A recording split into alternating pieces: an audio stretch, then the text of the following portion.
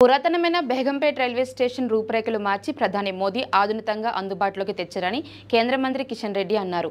మోదీ వర్చువల్గా దీన్ని ప్రారంభించారు. బేగంపేట్ రైల్వే స్టేషన్లో ప్రయాణికులకు ఫ్రీ వైఫై సౌకర్యం కల్పిస్తున్నట్లు పేర్కొన్నారు. ఇందులో పనిచేయబోయేది మొత్తం మహిళలేనని 1300 రైల్వే స్టేషన్లు అభివృద్ధి చేయాలనేదే కేంద్ర ప్రభుత్వ లక్ష్యమని ఆయన చెప్పుకొచ్చారు. మన హైదరాబాద్ నగరంలో ఒక ఆధునికమైనటువంటి ఒక నూతన రైల్వే స్టేషన్ను ఈరోజు ప్రారంభించుకుంటున్నాం. బేగంపేట రైల్వే స్టేషన్ అతి పురాతనమైనది, కానీ ఈరోజు దాని రూపురేఖలు నరేంద్ర మోడీ గారు మార్చి మరి అత్యాధునికంగా ఈ రైల్వే స్టేషన్ను నిర్మాణం చేయడం జరిగింది.